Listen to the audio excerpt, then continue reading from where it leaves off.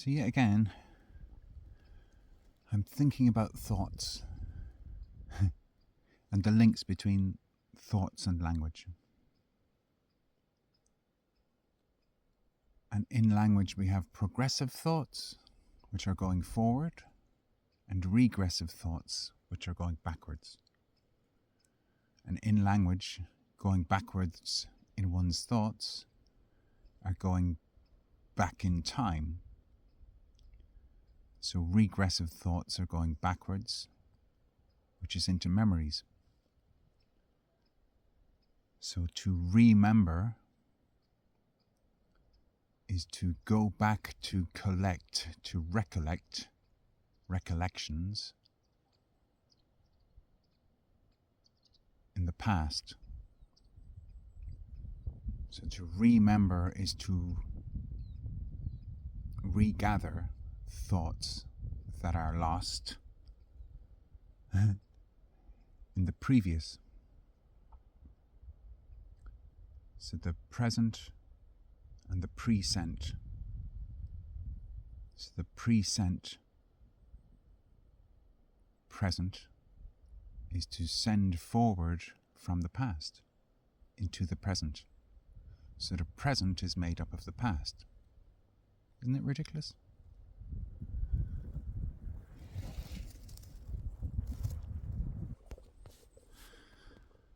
And then there's words like digest, to digest information and to digest food. And the word disgust is also a word for something which does not suit the palate. Something is disgusting. Something I learned from YouTube videos is that in our bodies, something that disgusts us is something that we've eaten before that's possibly poisonous or tastes terrible. So we have disgust about food, which makes us think we will not eat it, and thus we discuss food about whether this food is good or not. And something which is disgusting and possibly poisonous, we will regurgitate or bring back up. And memories which we disgust us will lie within our body, possibly in our vagus nerve, and we will regurgitate things which disgust us and discuss them to try and come to terms, to find some term to describe something which disgusted us. And through chatting with someone else, we might find that also disgusts me, and then you can come to peace with, yes, that was not trustworthy.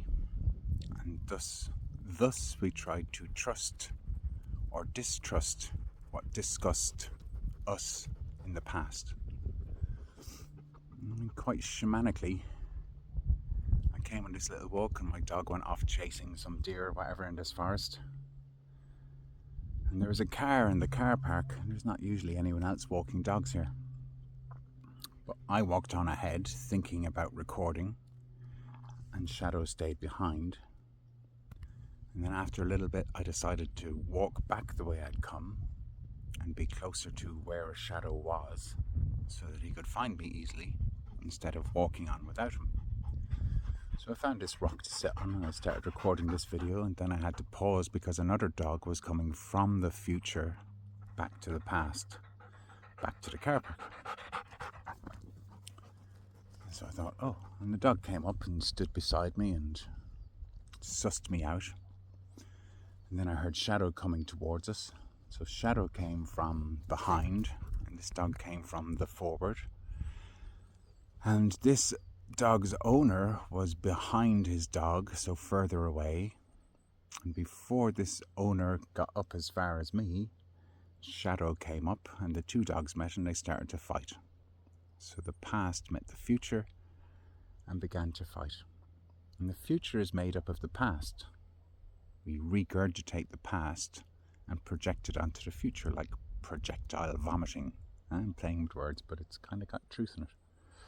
Anyway, the two dogs kind of attacked each other and I had to pull the past off the future, or pull my shadow off this stranger dog. And my shadow was probably trying to protect me from the unknown, and the unknown dog was probably trying to defend himself that he's not a danger. But anyway, I pulled shadow off and it was no problem. And the owner came running up thinking that he needs to restrain his dog, and it was all a bit like that.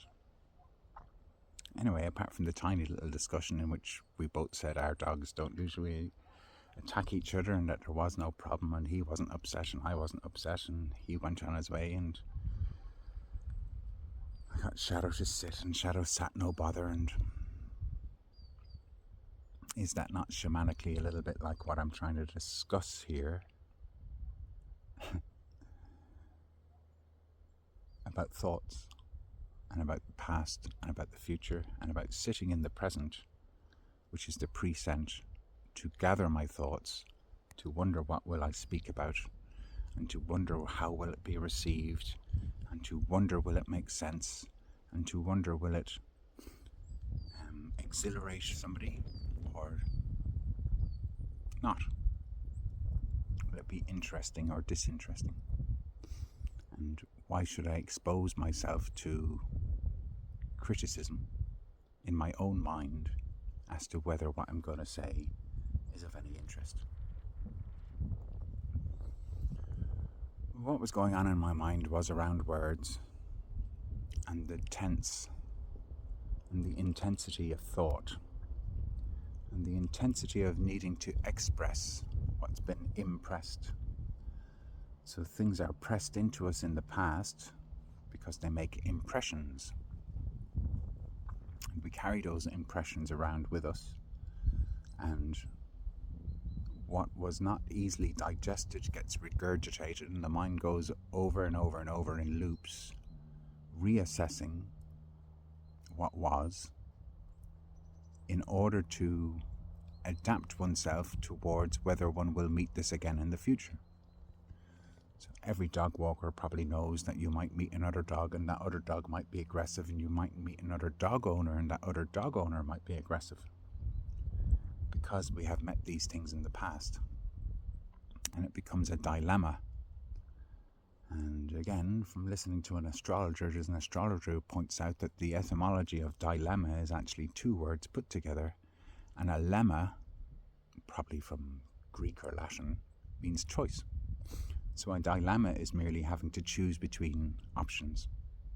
Di meaning two. Another thing about language, diagnosis is actually dia, as in diagonal. Dia, gnosis. Gnosis meaning knowledge. So to split a square along the diagonal is to split it in half.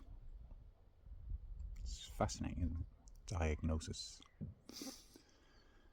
And the Gnostics are said to be the ones who came up with this term of the demiurge, and the demiurge is the idea that God is actually the one who's evil or not to be trusted, that God and knowledge is actually what keeps us trapped in a cage, and the cage is existence, kind of stuff. So regurgitate is the word that comes back to mind to recollect what I was saying a few minutes ago. You can regurgitate as in to vomit out something that's disgusting, but you can also regurgitate healthy food in order to feed the young, and this is how we pass on knowledge.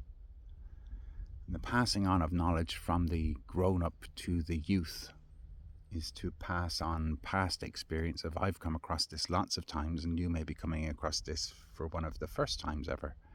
So I have more experience, and therefore I pass on my experience to the next generation, kind of idea. So to regurgitate, to bring up something that happened in the past, and it either feeds or it expels a poison, kind of thing. So all of this again is to talk about the large language models in artificial intelligence and generative intelligence, which is the artificial intelligence generating something supposedly new from everything that it has ingested in the past, all the data that it's been fed.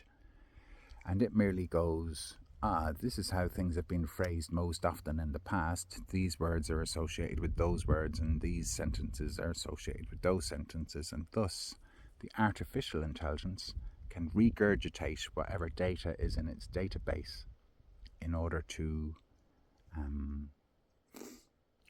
seem to be making sense. But the artificial intelligence doesn't have what we call sense.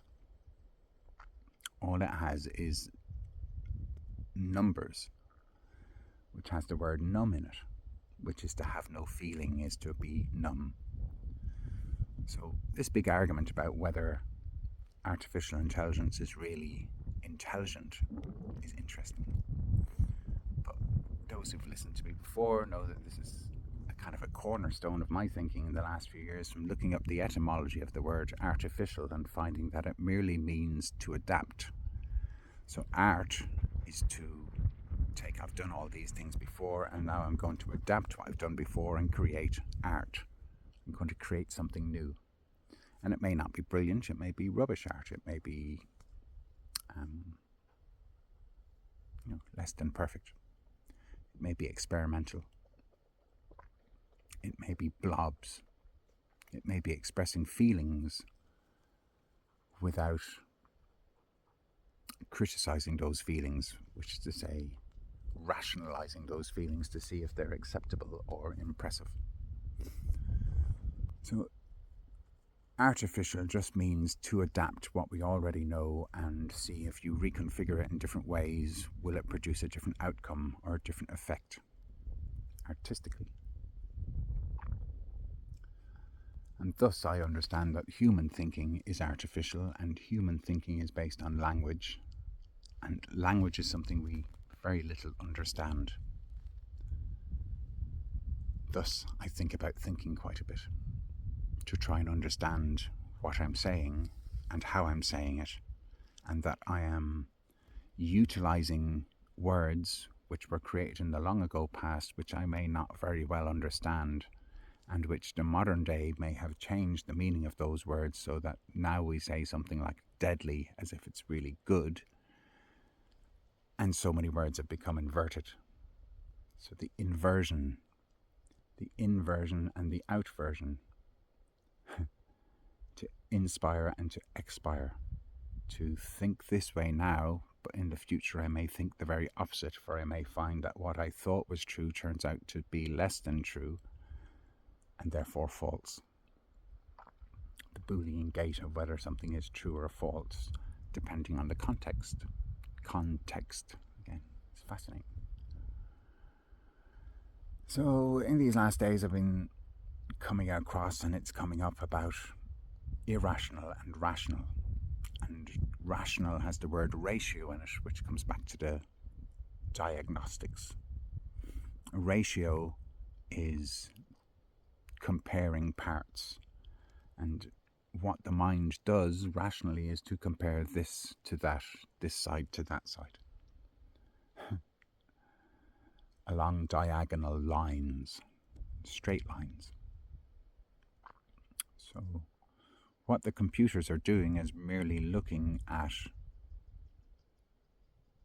numbers, and from those numbers extrapolating all kinds of figures, and those figures can become shapes, and those shapes can become contours, and those contours can have insides and outsides, this sides and that sides, left sides, up sides, down sides, right sides, insides, outsides. And the irrational, so the irrational is the other side of that diagonal line. The rational judges what's on the other side of the line as irrational. The point being is that there are the two lobes of the brain, of the physical brain, and there are the two halves of the mental and the emotional. And so people try to figure out whether being mental or being emotional is true, and what the ratio, what's the best ratio between being emotionally led and being mentally led, kind of thing.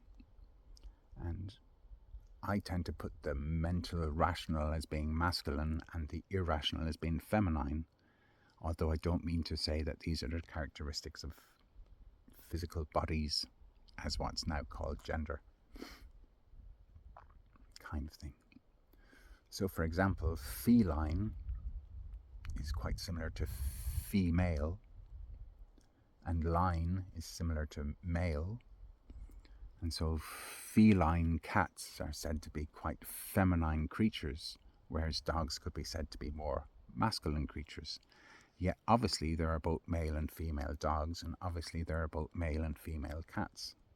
So we are putting a more feminine characteristic on cats and a more masculine characteristic on dogs, or we put feminine characteristics on boats and ships, but masculine characteristics on, I don't know, name some other object. The French language does this in particular. But anyway, thank you again. Yeah, so maybe part of the reason why we have the dominance of the masculine mind over the feminine mind, the dominance of the rational over the irrational, the dominance of the positive over the negative,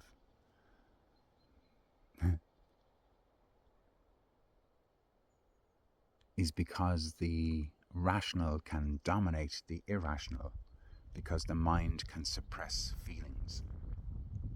So a mind can judge feelings as being irrational and therefore not the ones to make the decisions.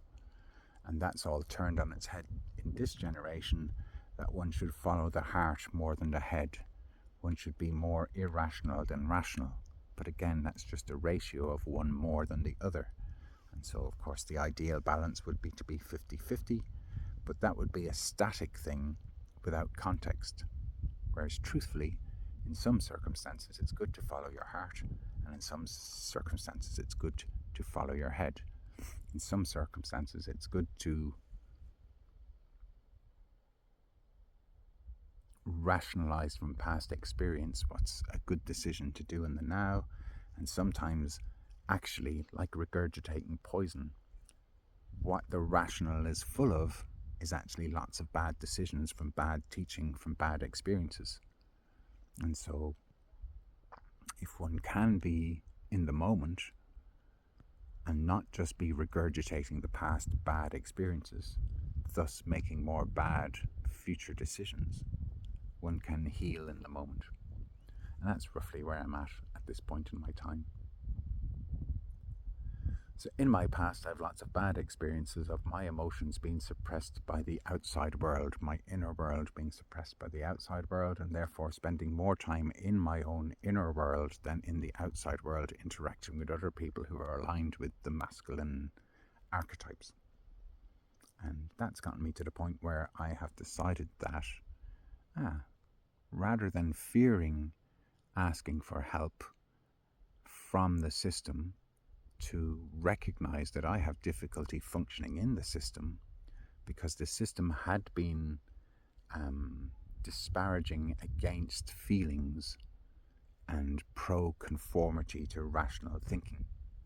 And so much of my behaviors have been following the path of the heart that I have followed feelings, but when I've drank alcohol, for example, and let all those feelings fully out of control, that's led my behaviors to be judged as being irrational and therefore dangerous, and that I might be a danger to myself or other people. And because so many people I know have been sectioned and put into mental institutions over fears of mental health because of psychosis, which again, I've looked up the meaning of the word psychosis, and it merely means thinking and speaking things which are not normal, which are not what society's bias supports. And there is no cure for psychosis, so the only thing they actually do is put psychotic people into mental institutions to isolate them from society, so that society can be inoculated from ideas outside of the norm, kind of thing, so that the irrational can't rise up against the irrational, or so that there doesn't become more irrational people going around doing whatever they feel like, instead of the mind suppressing feelings so that everybody conforms to what's allowed by the rules. Rules being measures, measures being comparisons, and standardizations, kind of thing. So yeah, I went down to the doctor's today to finally make an appointment. Made an appointment and went down to the doctor's and filled out a form and spoke to the lady doctor, and she's going to put me in touch with this mental health guy, Robert, and he's going to talk to me about talk therapy as one solution and as taking chemical medications as a secondary solution, kind of thing. And that's where I'm up to right now, with investigating whether the system has actually changed so that mental health is no longer a stigma, but is actually seeing that neurodiversity is something to be celebrated in a world that recognizes artistic creativity more than rational conformity. And that's where I'm at the minute. And so share these thoughts with people, because I know an awful lot of other people are going through this, and share these thoughts as a way of being more open and honest about what's going on inside, which will allow other people to go, oh, he found it okay to talk about what's going on inside, so therefore is okay to talk about what's going on inside, which might allow more people to talk about what's going on inside, which might actually help an awful lot of people to not stay bottled up inside and turn to the bottle of alcohol in order to release what's bottled up inside, because alcohol uninhibits the part of the mind that rationalizes what's reasonable and allowed in conformity to society's norms. Kind of thing.